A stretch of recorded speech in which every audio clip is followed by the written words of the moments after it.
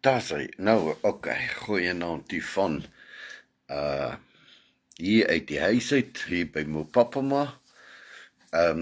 Ek vra maar net weer eens verskoning vir oggend. Ons het die gewoonlik met die as se sing dan haal ek daai afstandbeheertjie uit by die selfoon wat met die mikrofoon werk, want anders is die klank baie sleg en dit is om teruggedruk en ek het vergeet om die mikrofoon aan te sit. So dit was nou bietjie van 'n probleem, maar toe ek nou die terugvoering ook kry, van hier en daar van mense wat sê die woord was goed, het ek geweet. Jy moet die woord kry en ek wil vanaand met u dit deel. Ek gaan nou weer vanoggend so 'n boodskap met u deel. Want ek glo daar's iets vir jou en my in dit ingesluit as ons kyk na alles wat gebeur rondom ons en baie keer die goed wat ons tref en baie keer die goed wat gebeur in ons lewens en dan vra ons altyd die vraag, nou wat het ek verkeerd gedoen en waarom gebeur dit met my? Hoekom doen die Here dit aan my? En dan baie keer vra ons klomp vrae rondom dit, maar ons ken nie, die vraag is eintlik, ken jy God se plan? Ken ons God se plan, hoe God se plan werk? Nou die woord van die Here sê dat God se plan of sy gedagtes is nie ons gedagtes nie. Sy weë is nie ons weë nie. Wat sê die Here dink nie dieselfde as wat ek en jy dink nie. Ek en jy dink reguit. Ons dink alles moet so loop, alles moet regloop, alles moet mooi inpas. Maar wanneer ons gaan kyk in die woord van die Here, dan sien ons maar dis iets anderste. Dit is nie heeltemal soos wat ons dink baie keer is hy nie. En nou sê ek nie dat die Here wil jou nie seën nie, die Here wil jou bewaar nie. Deur die ding wat ek vanaand met jou gaan deel, gaan jy sien laat buitendien waardeur die mense gegaan het God hulle nog steeds geseën. So, baie keer gaan ek en jy deur daai dip, soos ons sê, ons gaan deur 'n moeilike tyd, jy het dalk siekte, jy het probleme, wat ook al vanaand kan wees, daar so baie goeters waardeur ons baie keer gaan, of baie keer is dit met familie, baie keer is met dit en baie keer dit. En dan vra mens baie keer die vraag, Here, maar wat het ek gedoen? Hoekom gebeur dit met my? Hoekom gebeur dit met ons? Hoekom moet ons hierdeur gaan? Here, so, en ek sê vir die mense, baie keer as ek die kinders van die Here luister en ek sien daar gebeur sekere goed in hulle lewens, dan is hulle hart op hulle rond, hulle bestraf die duiwel en hulle gaan aan en hulle fight dit. Hulle sê ja, ons moet dit beklei, ons moet dit beklei. Ek sê geen sins laat ons nie met beklei nie, ek sê nie so nie. Maar wat ek wil vir jou vanaand sê is, weet jy wat is God se plan met dit? Die belangrikheid is dat ons dit moet kry. En dit moet weet, wat is God se plan met my? Wat is God se plan, of wat is die Here se plan met dit wat gebeur in my lewe? Nou, wanneer ek met u vanaand gedeel 'n bietjie van die mense met dit, dan gaan dit juis wees om vir u te vertel, vir u te sê, daar kan sekere goed in my lewe gebeur. En daar is sekere onaangenaamhede, goeie dinge, slegte dinge gebeur met 'n mens. En maak nie saak hoe ons daaroor praat nie. Maak nie saak hoe ons skram daarvan af nie. Met almal van ons van tyd tot tyd gaan deur 'n situasie of deur 'n krisis. Hoe ook al in jou lewe. Maak nie saak of dit siekte is, of dit bankrotskap, of wat ook al. Jy kan maar noem vanaand wat jy wil. En of mense luister na jou, of hulle nie luister na jou nie. Of mense, jou familie jou uitwerp, en jy sê, ek gaan nie weer met die familie praat nie. Al hierdie klas van goeters, is daar sekere dinge wat ons moet hê. En terwyl ek met die Here hierdie so toe week, bietjie meer as 'n week terug, die Here al hierdie skrif vir my gegee, en dit het begin leef in my hart, en dis wat ek met u wil deel. Die vraag is, ken jy die plan van die Here? Nou, ek wil vanaand begin met Josef. Josef is 'n baie unieke manier wat is God se plan. Nou, wanneer ons kyk na Josef, was Josef in die vleuer van sy lewe. Hy was 'n pragtige jong man. Hy was sy pa se oogappel en hy het die beste klere altyd gekry. Wat sê hy het sommer so maar in sy met sy broers het hy baie met sy broers gepraat en hy was baie arrogant met sy broers. En hy het hulle sekere stories vertel van hulle gaan voor hom buig en al daai klas van goeters wat in sy drome later in waar geword het, maar dis nie waaroor ek wil praat nie. En Josef, hulle vat vir Josef en hulle verkoop vir Josef. Josef se hele lewe stort in een. Josef wat so 'n goeie jong man, so opgewonde was, sy hele lewe stort in 'n oomblik, in 'n oogwank stort sy lewe in een. Hy kan nie verstaan hoekom sy broers hom nou verkoop nie. En ek dink hy het vir hulle gesoebat, of hulle gesê, okay, ouens asseblief los my, of wat ook al. Maar hulle verkoop hom. En Josef beland by een van die Egiptenare se hoë manne in, terwyl hy by die man is in sy huis, doen Josef so goed, laat hy stel Josef aan oor sy huis. En ek dink Josef het in sy hart gedink, wow, ek is deur hierdie verskriklike ding, my familie het my gekoop, my familie het teen my gedraai, dink nou net vir jou vir 'n paar oomblikke, as dit met jou gebeur in jou familie, hoe gaan jy voel, hoe gaan jy reageer, hoe gaan jy dit hanteer? En Josef sit, en hy dink seker by homself, wow, nou gaan dit baie beter met my. Dit is alles somme nou styg hy weer op en hy's in beheer en dit gaan goed met Josef. Maar daar gebeur iets met die vrou en daar beland Josef in die tronk. En jy kan dink die teleurstelling wat in Josef se lewe was. Hy was reeds opgewees toe verkoop hulle hom.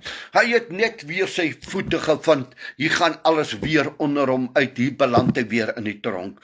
En jy kan vir jou vir een oomblik indink, wat het deur sy gedagtes gegaan? Wat het in sy hart gegaan? Wat se vrae het hy vir die Here gevra, vir die Here gesê, Here, my familie het my verwerp, hier beland ek nou hierso, hier sit ek nou hier, en nou gebeur dit, dis nie goed wat ek wou gehad het nie. Here, waarom laat U my deur hierdie krisisse gaan? Waarom laat U hierdie goed in my lewe gebeur? Ek dink hy het baie waaroms gevra vir die Here. En hy gesit in die tronk en ons weet nou, doen hy die uitleg van die skinker en die bakker, en na tyd toe hy nou vir hulle gee, toe sê hy vir hulle, onthou vir my, vir die skinker, want die ander een sou doodgemaak gewees het, sê onthou vir my, dit vat nog 2 jaar, maar intussen kry hy guns by die hoof van die tronk. En die stel hom aan om sekere werke te doen. So, die guns van God bly nog steeds by hom. Al was hy in die tronk, al het hy daar gesit, al gaan jy deur 'n krisis, al gaan jy deur al hierdie goed wat jy nie kan verstaan nie, die Here se genade, die Here se guns bly by jou.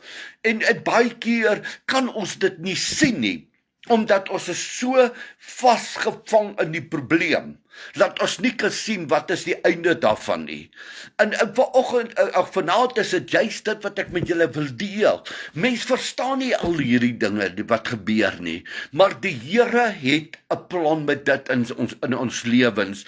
En nou lees ek vir u, en ons weet sy broers kom, toe hy word nou aangestel as tweede beheer, net die koningskap, die troon sal tussen hom en Farao wees, en ons weet, hy maak alles bymekaar, dat die tydperk het verloop is 2 jaar, wat hongersnood daar is, want daar's nog 5 jaar oor, en hy sien sy broers wat ook hom kos koop, en hy weet hulle het hom verkoop daai tyd, en hy begin met hulle, en ons ken die storie, hulle het goed in hulle sakke gesit, en op 'n stadium sit hulle geld daarin, en dis wat ek vanaand net vinnig wil vir u lees. En hy sê in Genesis 42 vers 28 sê, en hy sê vir sy broers, toe hulle daar buitekant is, die een broer vir die ander broers, hy sê vir hulle, my geld is teruggegee, hier lê dit dan ook in my sak. Toe het hulle hart gebewe, hulle begewe, en hulle draai verskrik na mekaar toe en sê, wat het God ons nou aangedoen? Is dit nie juis met ons wanneer dit gebeur, wanneer hierdie goed ons tref, wanneer hierdie goed op 'n pad kom, die eerste gedagte wat ons het is om te sê, wat maak God vir my? Hoekom doen die Here dit aan my? Hoekom plaas die Here dit op my pad? Hoekom laat dit met my gebeur? En die vraag bly net altyd meer. En ek glo, die broers staan daar, hulle is verskrik en hulle is bang, en hulle sê, maar hoekom laat God dit toe? Dis eintlik waaroor dit gaan. Wat laat God dit toe met ons gebeur? Wat het ons so gedoen? Onthou nog wat hulle aan hulle broer gedoen het. En hulle sit met hierdie vrese binne hulle, maar hulle gaan tot by hulle pa en hulle vertel vir hulle pa, vir Jakob, wat het alles gebeur, wat het plaasgevind, en Jakob sê, maar vat nou geld saam en vat nog extra saam, weer dat julle die geld kan teruggee en sê julle is jammer, en dan kom julle terug. In Genesis 43 vers 23, eintlik die laaste, was die stryd oor Benjamin, kan hulle Benjamin sê van, ja, okay, hulle vat vir Benjamin saam, hy kan saam gaan.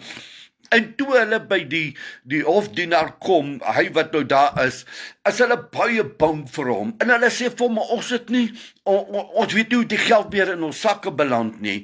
En die hofdienaar sê vir hulle iets, en hier moet jy bietjie luister. En toe antwoord hy, vrede vir julle. Die hofdienaar sê vir hulle, vrede vir julle. Moenie bang wees nie, julle God en die God van julle vader, hoor nou, het julle 'n skat in julle sakke gegee. Hulle dink dit nie. Nee. Hulle sien net moeilikheid, hulle sien net probleem. En hierdie hofdienaar, hy lig hulle bietjie en hy sê, eintlik, julle kry 'n skat van die Here, julle geld teruggekry. Julle geld is aan julle teruggegee. Julle moet eintlik bly wees en die Here loof en prys, maar dit het nie deur hulle gedagte gegaan nie. Vir hulle het net gegaan, wat is God besig om te doen? Wat is die Here besig om te doen teen hulle? Hulle kop draai net om dit. Hulle wil nie dit sien nie. Hy sê, julle geld het by my gekom. Eintlik wat hy vir hulle sê, ek het julle geld ontvang, ek het dit weer vir julle teruggegee. En eintlik is dit 'n seëninge. Dit is 'n seëninge uit die hand van die Here dat hulle kon ontvang in die tyd wat hulle nou bekommerd is, in die tyd wat hulle radeloos en moeilik is. En ons sien dat Josef se broers, hy kom hulle later aan toe Benjamin sien, kom hulle almal, ons ken die ou storie, hoe hulle by hom gekom het, en dan in Genesis 45 vers 4 sê hy, verder sê Josef vir sy broers, kom tog nader na my toe, na my, en toe hulle nader kom, sê hy, ek is julle broer, vir wie julle in Egipte land verkoop het. Hy sê vir hulle, okay ouens, dis ek wat julle verkoop het. En ek dink hulle toe nog meer vrees gehad, want hier is nou iets groots gebeur.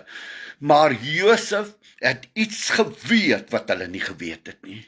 Jy sien, kind van die Here, en dis hier wat ek en jy inkom. Wat ons moet besef, partykeer die dip wat deur ons gaan, as ons so kan sê, die probleem wat ek het, is partykeer 'n pad wat God stap, wat jy nie van weet nie. Ons gaan vanaand nog daarby kom. In Genesis 45 vers 5 sê hy, maar wees nou nie bedroef nie. Hy sê vir hulle, ons moet nie huil nie, moet nie bedroef wees nie. En laat daar geen ontstemming, moet nie bang wees nie, by julle wees, dat julle my hierheen verkoop het nie. Moet nie bekommerd wees oor wat julle gedoen het nie. Luister, ek het vir julle antwoord op dit. Met al jou probleme, met alles wat julle gedoen het, met alles wat plaasgevind het, alles wat gekom het, ek het vir julle vanaand iets sê. En dis wat ek vanaand vir jou en vir my as kind van God wil sê. Laat baie keer in ons krisisse oomblikke, wag ons vir die Here, ons bid vir die Here, ons vra vir die Here, en Josef het dit seker baie gedoen, baie in sy lewe. Maar toe praat hy in vers 5, hy sê, maar wees nou nie bedroef nie. Laat geen ontstemming wees nie, laat daar geen ontstemming by julle wees nie, dat julle my hierheen verkoop het nie, hoor nou, want om lewens te behou, het God my voor julle uitgestuur. So, hy sê, Nou moet julle nie bekommerd wees dat julle daardeur is, dat julle my verkoop het nie. Ja, julle het verkeerd gedoen. Jy het verkeerd gehandel, julle het verkeerd gehandel. Maar dis nie waaroor gaan nie. Hy sê, maar die Here het my voor julle uitgestuur. Vers 6 sê hy, want daar was nou 2 jaar hongersnood in die land, en daar is nog 5 jaar waarin nie geploeg of geoes word nie. Vers 7, maar God het my voor julle uitgestuur. Kan jy verstaan wat se gedagteverandering Josef moes ondergaan het? Van iets wat hulle hom aangedoen het, sy familie. Baie van ons sou dalk haat in ons harte gehad het. Ons sou verwyte gehad het. Ons sou gewens het dat die slegste met hulle moet gebeur. Maar Josef sê, dis nie wat dit is nie. Josef self besef, en terwyl hy daar is, besef hy, maar wat is God se plan? Jy sien, ons ken die planne van die Here nie. Die Here het lank vooruit gedink. Ek het vanoggend vir hulle gesê, as Josef sou geweet het hy moes Egipte toe gegaan het, sou hy kon gegaan het? Nee, hy sou nie gaan het nie, want hy sou in 'n geval nie tussen die heidene wou wees nie. Hy sou dalk nie eens wou gaan nie, sy pa sou hom nie gelos het nie. Laat hy moet gaan het nie. Maar die Here se plan is nie ons planne nie. Jy sê, daai ding gebeur met Josef, maar God het my voor julle uitgestuur, om vir julle 'n oorblyfsel op die aarde te verseker. God wil 'n versekering hê, dat Jakob die belofte wat aan Abraham, Isak en Jakob gemaak het, die belofte wat God aan jou en my gemaak het, die belofte wat God aan ons gemaak het, daai belofte, dat dit kan stand bly. Dit maak nie vir ons sin nie. Die Here kon dit mos anders te gewerk het. Maar die Here het ook geweet, ek kan hom ook nie nou tweede in beheer gaan plaas van 'n koninkryk nie. Want hy was nog arrogant geweest as jong man. Maar nou het hy eers geleer, hy het al die goed geleer wat hy moes leer. Hy sê om te verseker, om julle in die lewe te hou, tot 'n groot verlossing. Dis waarvoor die Here vir Josef daar deurgestuur het. Om al sy broers, sy susters, sy familie, sy pa, almal in die lewe kon hou. Nou verander die gedagte bietjie. Nou verander ons siening so bietjie oor wanneer dit van die Here is en wanneer se nie van die Here nie. Hoekom moet hy deur al hy verdrukking gaan, al hy swaar kry, al hy ellende? Dit kom mos anders te gewees het, maar God se plan is nie jou en my plan nie. En ek weet, daar's baie wat gesê, nou moet ons bestraf, nou moet ons dit doen, nou moet ons oorlog maak, nou moet ons dit doen. Ek wil vanaand vir jou sê, uit al hierdie goeters uit, soos ek deurgaan, kry rustigheid in jou lewe. God het 'n plan. Wanneer God se plan in werking kom, dan sal jy sien, vers 8, julle het my dan nou nie hierheen gestuur nie. Dis nie julle wat my gestuur het nie. Dis nie julle wat vir my veroorsaak het nie. Ja, julle is gebruik as 'n instrument. Maar dit was nie julle nie. Want die Here het 'n ander plan gehad. Jy sien, ons verstaan nie wanneer dit die Here se plan is en wanneer dit nie sy plan is nie, want ons fight. Ons beklei. Ons wil graag verander, want ons wil net seëninge hê. Maar wat het die Here vir jou en vir my 'n gedagte? Hy sê, julle het my dan nou nie hierheen gestuur nie, maar God. Hy sê, die Here het my hiernatoe gestuur. En hy het my die raadsman van Farao gemaak, en 'n gebieder oor sy hele huis, en 'n regeerder in die hele Egipte land. Dis iets anderste. Dis nie wat Josef nou sê, maar al die ellende het my getref, en al hierdie goeters het my getref nie. Ek dink ons sit baie keer te veel, en dan sê, ja, maar hierdie ellende het oor my gekom, ja, hierdie ding is my bankrotskap, hierdie ding het plaasgevind, hierdie ding het plaasgevind. En so sal ons aangaan, en ons beklei, en ons stry, en ons is met die Here ongelukkig. Maar kyk ons vanaand, in hierdie dinge, wat is die einddoel van die Here? Partykeer moet die Here jou losstuur van 'n plek af, sodat hy by sy wil kan uitkom wat hy vir jou het. Nie my wil nie, maar die wil van die Here. As die Here jou baie keer stuur, dan beteken dit, die Here stuur jou na 'n plek, hy plaas jou in 'n plek. Nie omdat jy nou pragtig en oulik is nie, maar omdat jy in die wil van die Vader wil wees. Jy bid dit, jy vra dit. Jy sê vir die Here, Here, plaas my, lei my op hierdie pad. Maar wanneer ons op 'n pad gelei word, dan bevraagteken ons die Here se doel met dit. Die volgende een wat ek met u wil deel, so 3 van hulle, so 2, een het ek klaar, daar's nog 2. Die volgende ene is die profeet Elia. Ons weet sy oorwinnings wat hy behaal het, wat hy gekry het en alles. En nou sit hy daar by die rivier, en die rivier is besig om op te droog. En die Here sê vir hom, maak jou klaar, dit is in 1 Konings 17 vers 9, maak jou klaar, gaan na Sarfat by Sidon, is en bly daar.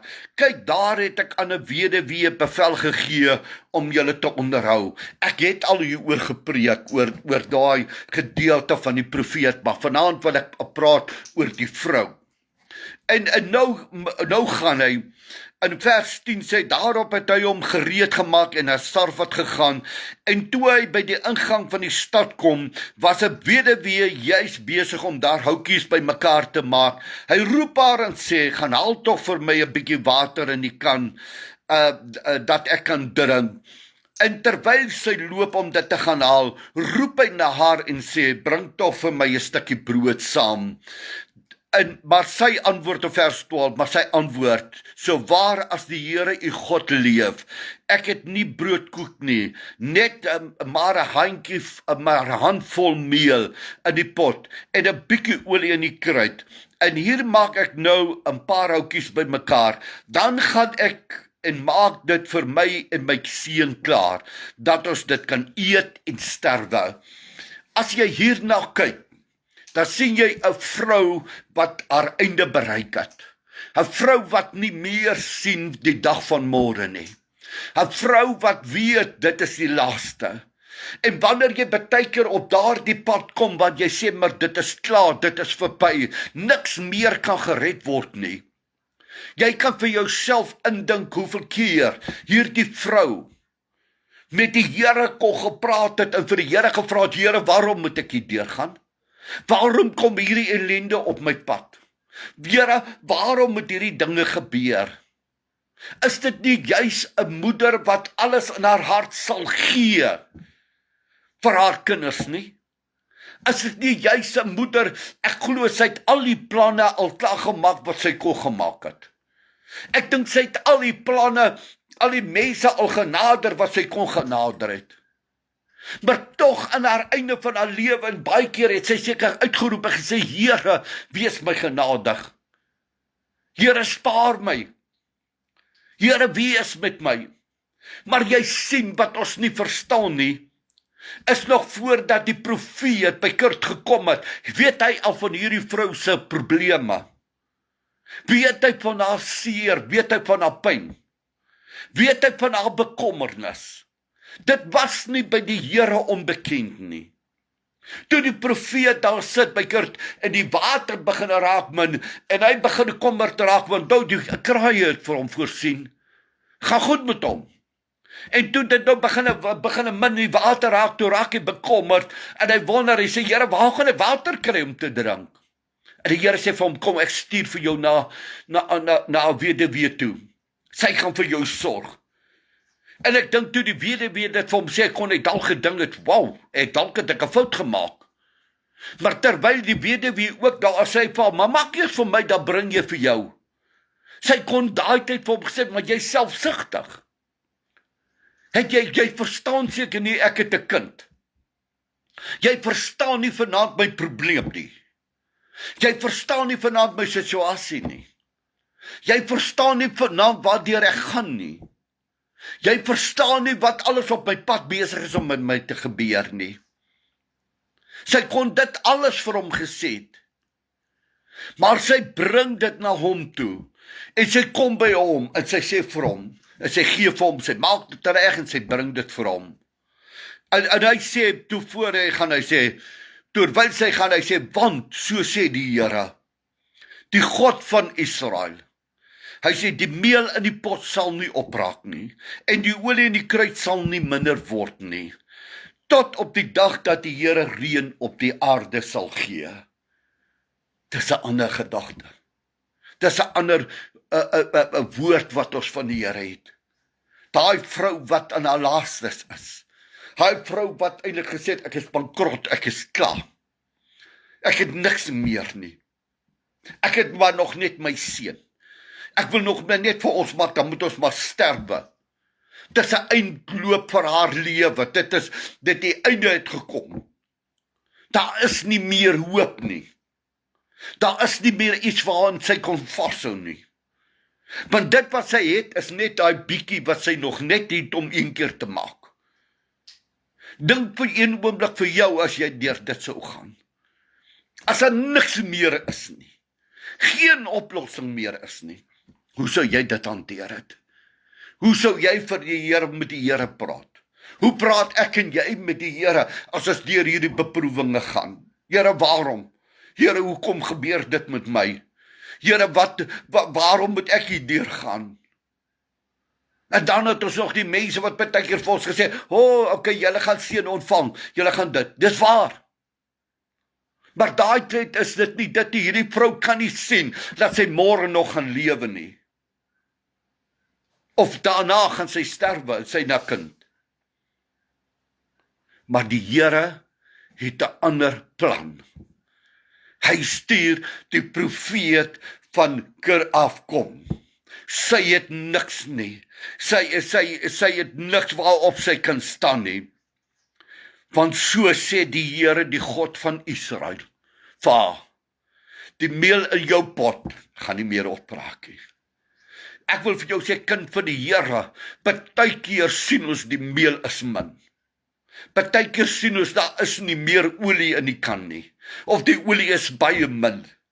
En ons dink dis klaar, dit is verby. Maar jy ken nie die woord en jy ken nie die plan van die Here met jou en my lewens nie. Ek het vanoggend vir hulle gesê, dan kan dalk iemand sterwe. En jy vra maar, hoekom moes hy sterwe? Dan baie keer het ek al gehoor by begrafnisse, wanneer hulle daar by iemand gestaan het, by 'n vader of 'n moeder wat gesterf het, dat kinders het weer by mekaar gekom. Dan vra ons, moes dit gebeur het? Dit is God se plan, sodat hulle nie moet verlore gaan nie, sodat hulle nie moet uitgewerp word nie. Jy sien, ons dink anderste as wat die Here dink. Ons gaan nou nog daarby kom. En terwyl hy dit sê hy met ander woorde vir haar, bring maar net vir my. Die Here sal nie laat opdroog nie. Die laaste gedagte wat ek met u wil deel gaan oor Paulus. Paulus is natuurlik nou my gunsteling. Ek hou van Paulus, maar Paulus gaan deur 'n tydperk in sy lewe. Onthou, hy word baie vervolg, hy word in die tronk gegooi, word geslaan en word alles gedoen. Party daar sê Paulus, party daar het ek oorvloed gehad, ander dae het ek niks gehad nie. Paulus gaan deur verskillende stadiums in sy lewe. Maar op 'n dag kom dit so dat hy nie meer nie, hulle wil hom doodmaak. Hulle moes hom weggevat het en nou kom hy voor die raad, hy kom voor die konings, hy kom voor dit. Maar aan die einde sien Paulus, en Paulus sê, daardie selfde braafheid of daardie selfversekerheid wat hy gehad het altyd. Sê hy vir 'n oomblik, sê hy, ek beroep my op die keiser. Want as hy hom op die keiser, kan hulle hom niks meer maak nie. Dan moet hulle hom na die keiser vat en die keiser moet sy lot beslis. En nou sit hulle hom op 'n boot, maar voor dit stap Agrippa, dit is in Handelinge 26 vers 32, stap Agrippa, die koning, en Festus stap hulle uit. En hulle twee sê vir mekaar, hierdie man kon losgelaat gewees het, as hy hom nie op die keiser beroep het nie. Miskien het Paulus gesê, ek in my groot mond, wat so vinnig gepraat het. Maar hy verstaan ook nie God se plan nie. Hy kon dalk gesê het, ek moes eerder maar stil gebly het, dan was ek nou 'n vryman. Maar hy verstaan nie God se plan nie. En nou so op die skip gaan, en dan gaan die baie goed nie, hulle kom daar by een hawe, en hulle land daar so, en hulle dink, wag, dit lyk goed, ons moet nog aangaan, kom ons druk deur, laat ons kan gaan. En Paulus sê vir hulle, toe hulle dit doen, hy sê, en hy het vir hulle gesê, manne, ek sien dat die reis met ramp en groot skade verbonde gaan wees, nie alleen vir die vrag van die skip nie, maar ook vir ons lewens. Hy sê dit vir hulle.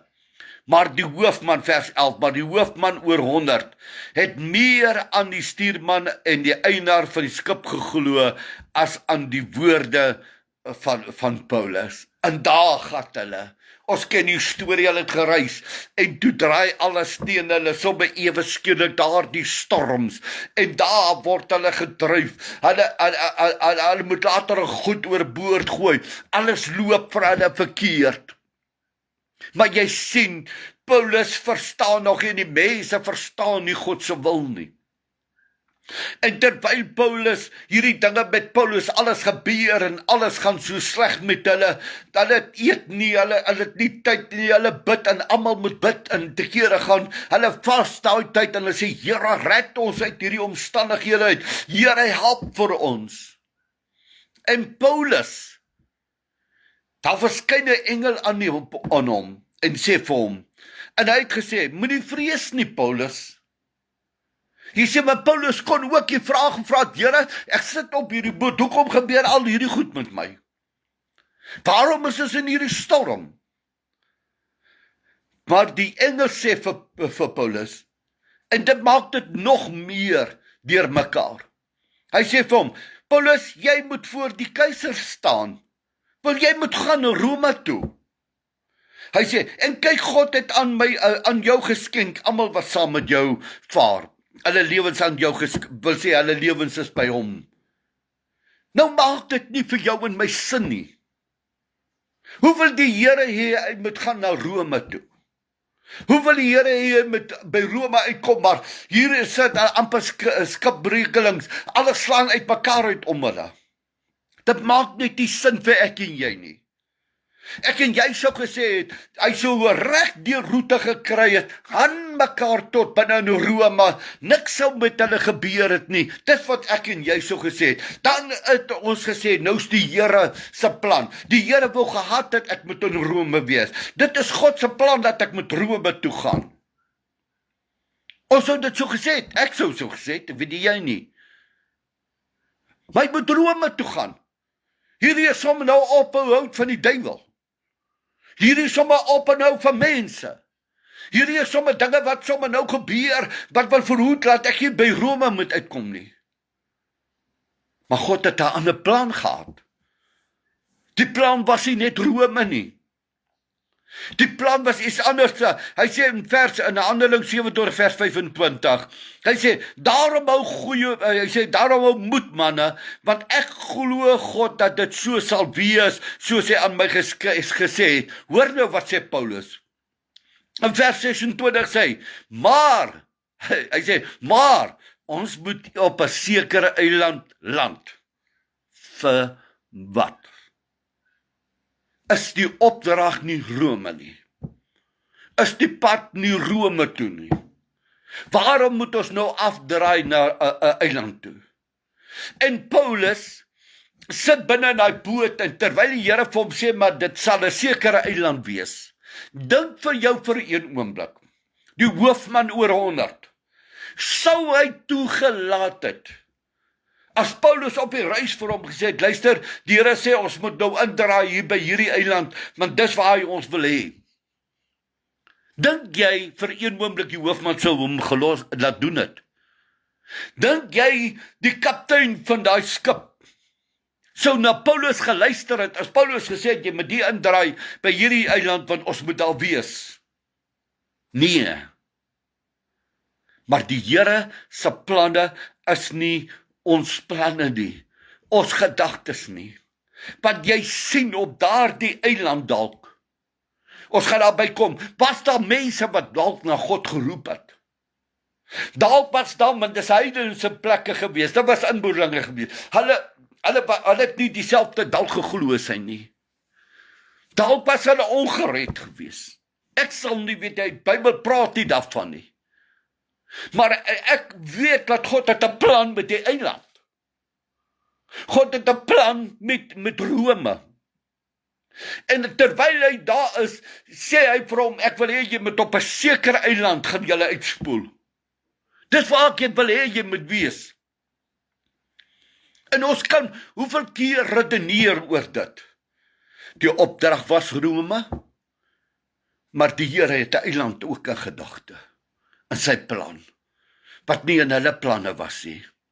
Nou spoel hulle uit op die strand, ons ken die storie, hy sit by die vuur, en maak oudjies by mekaar, en 'n adder byt hom, en hy skit hom af van die vuur, en die manne sit en kyk hom, van die plek, en hulle kyk, dis nie meer lankie, dan gaan hy omval, en hy gaan hulle se maak, en hulle sê, ja, nee, hy het nou wel uitgekom, maar hy moet 'n baie groot sondaar wees, want die gode is teen hom, en so praat hulle, en later hulle hou hom dop, hulle sê, maar wow, daar gebeur niks met hom nie. En toe sê hulle vir hulle, dan moet hy seker nou God wees, want hy behoue gebly. Maar God het 'n plan met dit.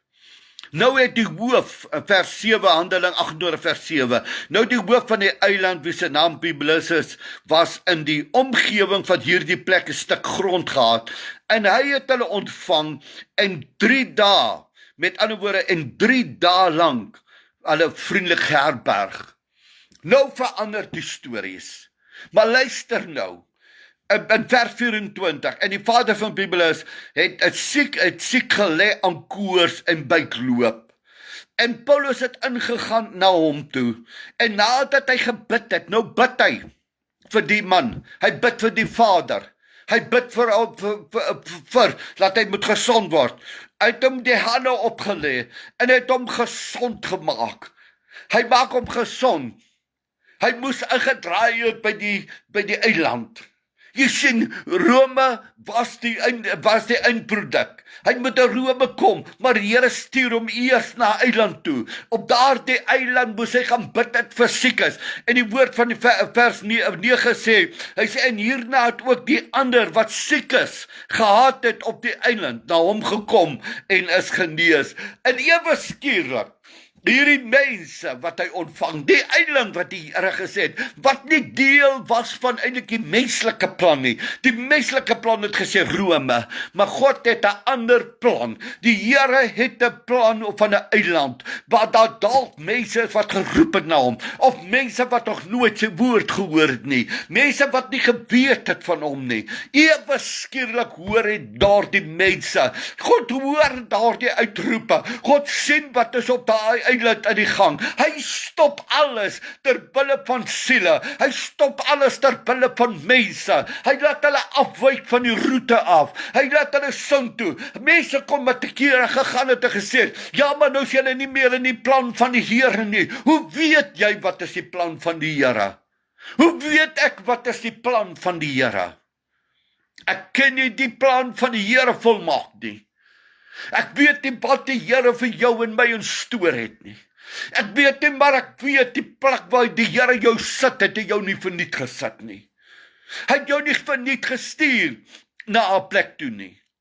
Hy het jou nie verniet op 'n plek gesit, soos wat hy vir Paulus gestuur het, gesê het, jy moet voor die keiserloop staan. Paulus kon baie gememoreer met die Here, maar hoekom moet ek na hierdie eiland gaan? Hoekom is dit gebeur? Hoekom moes ek in hierdie storm gewees het? Hoekom moes ek die bootjie kom ons maar net gevaar het tot in Rome? Maar die Here het 'n ander plan. Die Here het 'n ander plan. Daarom verstaan ek en jy nie God se plan elke dag van ons lewens nie. Ons skop daarteen. Ons beklei daarteen. Maar waar ons net moet stil raak en sê, Here, U weet die beste. Jy kan so lief wees vir 'n plek. Maar die Here kan baie goed laat gebeur om jou los te maak en weg te kry daar. En jy verstaan dit nie. Jy redeneer nog oor die probleem. Hoekom het hulle met my so gemaak? Waarom het dit gebeur? Waarom dit? Maar as jy jou oë wegvat van dit af, en jy sê, Here, wys my waarna toe U op pad is met my. Jy sê, jy kan nie vir die Here vra, jy's 'n instrument in die hande van die Here, en ek is 'n instrument in die hand van die Here. Maar ek wil hê die Here moet my stuur nie. Waar ek moet gaan nie. Dis vanaand joune. Dis vanaand met jou en my wat hy praat. Daarom is hierdie boodskap so belangrik dat ek vanaand toe die klank nie vanmôre deurgaan nie, dat ek besluit het dat ek dit vanaand vir jou bring. Jy sien, vat jou oog weg van jou probleem. Ek kan nie dalk jou omstandighede verander nie. Ek kan dalk nie vir jou siekte verander nie. Ek kan dalk nie vir jou gee wat jy nodig het vanaand nie. Maar ek weet een ding vanaand. Maak nie saak waar deur ek gaan, of dit siekte, probleme, stryd of wat is nie. Ek het vanoggend gesê, almal van ons, jy, ek, ons almal moet eendag sterwe. Of dit nou is of oor 'n jaar of 20 jaar, maak nie saak nie. Sterwe moet ons almal sterwe. Maar die vraag net vanaand is ek in die wil van die Here? Is ek op die regte plek? Sien ek nie net vanaand my probleme, my stryd en my ellende nie, maar sien ek vanaand God se plan? Josef het dalk net die verkeerd gesien uit deur al hy moeilikheid. As ons vanaand deur hy moeilikheid moet gaan, waarborg ek jou, baie van ons gaan nie sommer weer daar opstaan nie. Want ons sal soveel memoreer met die Here. Here, kyk wat het met my gebeur. Kyk hoe hulle my behandel. Here, kyk, ek is op. Daardie vrou kon uitgeroep en sê, ek is bankrot, ek het niks meer om voor te lewe nie. Paulus kon gesê, maar ek verstaan nie nou, hoekom moet ons nou afwyk nie? My bestelling, my opdrag is Rome. Maar die plan van die Here is anderste as jou en my planne. My plan altyd is sommer kort pad. Maar die Here weet, daai hoofman sou nie uitgedraai het nie. Want hy was nie Godvreesend nie. Die skipper was nie Godvreesend nie. As hulle was, sou hulle geluister het na God in die begin, na die woord van Paulus. So hulle het nie bekommerd gewees oor dit nie. Alhoewel Paulus by hom guns gewen het. Dieselfde met alles. God gee vir Paulus en al sy verdrukking gee God vir Paulus seën. Hy het sy eie wag, hy gaan slaap nie in 'n tronk nie. Hy kon in sy eie huis gaan bly het. Is dit nie seëninge nie? Die ander ouens moet in die tronke slaap, Paulus slaap by 'n huis. Ander ouens het wagte wat hulle moet oppas in die tronk. Hy het 'n wag wat saam met hom loop en hom oppas. Hulle kon hom eers iets gemaak het, hy deeltyd 'n wag by hom gehad. Is dit nie seëninge nie? Is dit nie, soos ons sê, is dit nie blessings nie? Ja, 1000 maal, ja, al gaan jy deur jou probleme, al gaan jy deur die storms, al gaan jy deur al hierdie dinge om jou, al gaan jy deur al die goed wat jy nie kan verklaar nie, die goedheid en guns van die Here is nog steeds met jou. Dawid het hoeveel keer dit uitgeroep, al val duisende aan my sy, ek sal nie vrees nie. Ek is nie bekommerd nie. Want ek weet die Here is met my. Dieselfde met elkeen van ons. Ons almal gaan deur seer. Ons almal gaan deur pyn. Ons almal gaan deur verwerping. Ons almal gaan deur 'n sekere siklus in ons lewens. Maar die einde van dit is, hoe sien ek nou waar ek is? Sien ek die hand van die Here vanaand? Sien ek vanaand die hand van die Here in my siekte? In my bankrotskap? In dit wat met my gebeur? Dit wat plaasvind? Ek het nie antwoorde vir jou probleme nie, maar ek het 'n antwoord vanaand vir jou. Ek het 'n antwoord vanaand vir my. Moenie jou probleem vaskyk nie. Kom ons lig ons hoofde op. Ons begin kyk, wat wil die Here hiermee bereik? Hoeveel keer het ons al gehoor mense wat gelê het met kanker, dis verby, dis klaar. Daar raak die Here hulle aan. Wow, dis 'n wonderwerk. God het 'n plan met dit. Ander het dit gekry, het al gesterwe. Ek wil vir jou sê, ons verstaan nie God se plan nie. Maak nie saak of hy my kom haal, of ek wat moet gebeur nie. Die ding is net luister ek wat die Here vir my 'n gedagte het. Hou op baie keer net om te beklei. Hou op om baie keer te sit en net die swaarheid in jou probleem te sien. Ek weet, dit is nie maklik wat ek nou vir jou sê nie. Maar onthou, dit was ook nie vir Josef maklik nie. Ek weet, dit is nie vanaand vir jou maklik, sommer laat ek vir jou sê, jy moet staande bly nie. Maar dit was ook nie vir daai weduwee maklik nie. Jy het dalk nog vanaand kos in die huis. Sy het niks gehad nie.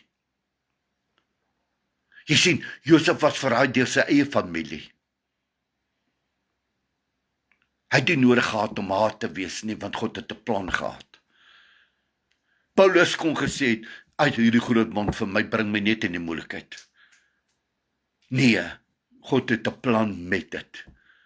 So het hy vanaand 'n plan met jou, vanaand 'n plan met my, vanaand met ons almal het die Here 'n plan. En my gebed is, vanaand vir jou en my, laat ons in die plan vir God sal inpas. Al verstaan jy dit nie vanaand nie. Maar hou op sit hoekom en waaroms. Ek verdien dit mos nie. Ek het vanoggend vir hulle gesê, ons het 'n spreekwoord wat ons sê, die Here sal nie so werk, of die Here werk nie so nie. Dis nie vir my en jou om dit te sê nie. Die Here werk soos hy wil, nie soos ek en jy wil nie. Ons kan nie vir die Here sê, Here, jy kan nie so werk nie. Jy sal nie so werk nie. Wie is ek en jy om vir die Here te wil sê hoe moet hy werk?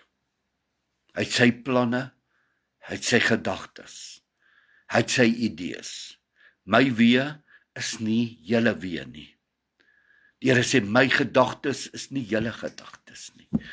Ons dink aards, ons dink om ons, maar die Here dink verder as ons. Mag die Here jou en my krag gee, dat ons staande sal bly, en nie sal stop nie. As hierdie woord vanaand vir jou iets beteken, stuur hom vanaand vir iemand. Stuur hom vanaand, ek het spesiaal moeite gedoen, om hom vanaand vir jou te bring, omdat ek die dringendheid daarvan besef. Ek gee nie om dit vir jou te bring nie. Maar ek wil jou vanaand vra, jy weet van iemand, stuur dit vanaand vir hom, of vir haar. Daar's mense wat vanaand sit, wat is waar Josef is, verwerp, deur almal. Daar's mense wat vanaand sit, wat nie eens meer brood op die tafel het nie. Daar's mense wat vanaand in 'n storm sit, wat voel sy boot, sy plek, alles gaan uitmekaar uitval. Jy ken vanaand iemand, stuur vanaand vir hom hierdie woord. God het 'n plan. Die Here het 'n plan. Die Here gaan die plan volmaak. Die Here gaan die plan deurdruk. Die Here gaan my deurlei tot by die plan wat hy vir my het. Al lyk dit nie nou so nie. Kom ons bid saam. Vader, baie dankie vir u woord. Dankie Here dat ek vanaand net kan kom en elke man, elke vrou vanaand vir u kan gee. Hulle wat ingeskakel is, hulle wat nog gaan luister na hierdie woord. Here, bid ek laat u op 'n besondere wyse met hulle sal spreek en deel. Ek hoor vanaand hulle hoekoms en hulle waaroms. Ek hoor vanaand van hulle sê, Here, ek verstaan nie, hoekom nie? Ek verstaan nie hierdie dinge nie. Here, weet ek vanaand, as ons in U wil is, werk dit ten goeie uit vir ons. En daarom plaas ek myself, en ek plaas hulle vanaand, Here, onder U hand. Ek vra, Here, vat my aan die hand, vat ons aan die hand, lei ons op hierdie pad. Here, daar wat ons dalk huiwer, maar laat ons sal weet, Here, daar is dalk 'n afdraai, wat ons nie van weet wat U wil hê ons moet gaan nie, voor ons eers by die eindbestemming sal kom nie. Here, baie van ons leef nou al vir die eindbestemming, maar ons vergeet, daar's nog eilande, wat U wil hê ons moet by uitkom. Ons verstaan nie vanaand al hierdie dinge, hoekom ons verwerp is nie. Maar daar is iets wat U wil hê ons moet doen, sodat ander kan lewe. Josef het dit gedoen, sodat ander kan lewe. Dus vanaand, in daardie storms, in daardie swaar kry, daardie moedeloosheid, wil ek vanaand bid, Here, en ek wil bid, Here, laat ons nuwe moed sal skep, nuwe moed vanaand sal hê, om aan te kan gaan. Here, seën elke ene, in Jesus wonderlike naam. Amen. Mag die vrede en die liefde van die Here net met jou wees. As jy vanaand in hy storm is, maak vanaand die woord. Kyk na die horison, kyk na op. Jy gaan dalk die hand van die Here kan sien, en sien waarna toe jy op pad is. Moenie twyfel nie. Paulus sê, ek ken my God. As hy dit gesê het, sal dit so wees. Glo hom vanaand. Die Here seën u, gaan in die vrede en die liefde van die Here. En as dit U wil is, sien ons mekaar volgende Sondag. Dan gaan ons weer lekker die naam van die Here groot maak. Seëninge vir julle, mooi bly, lief julle almal, en mag die Here julle seën ver bo wat julle kan dink of wat julle kan vra. Amen.